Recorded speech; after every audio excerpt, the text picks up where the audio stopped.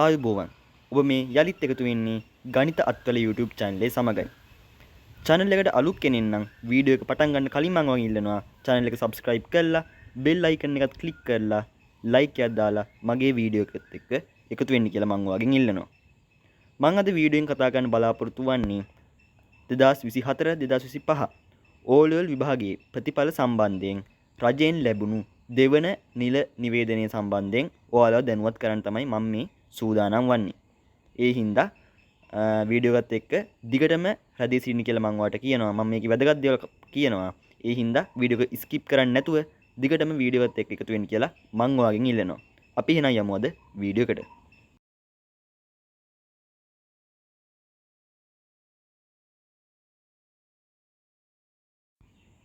හරි.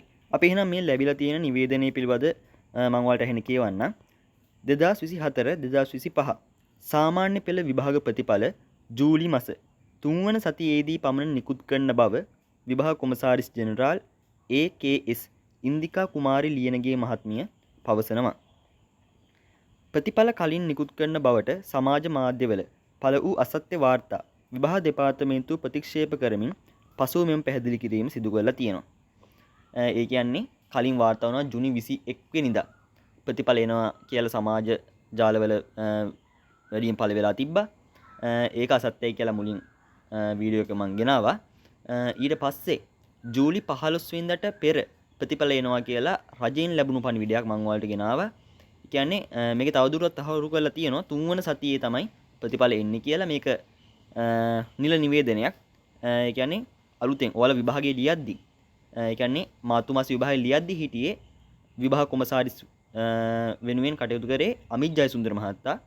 දැන් ඉන්නේ ඉන්දිකා කුමාර් ලියනගේ කියන මම ඔයාලට පෙන්නන්නම්. මම තමයි සිටින්නේ දැන් විභාග කොමසාරිස් ජෙනරාල් විදිහට. මාධ්‍යවේදීන් එයගෙන් අහලා තියෙනවා මේ ප්‍රතිඵල කවද්ද එන්නේ කියලා. එයා කියනවා ප්‍රතිඵල එන්නේ 3 වන සතියේ කියලා. ඒ වෙද්දි ජූලි 14ත් 21ත් අතර දිනයක ප්‍රතිඵල එන්න පුළුවන්. බොහෝ දුරට ජූලි 15 වෙනිදා තමයි දැන් නම් කට්ටිය ගොඩක් කියන්නේ ප්‍රතිඵල එයි කියලා. channel එකට අලුත් කෙනෙක් නම් channel එක subscribe කරලා bell icon එක click කරලා තියාගන්න. ඔයාලා යාළුවෙක්ටත් මේ වීඩියෝ එක share කරන්න. ස්තුතියි.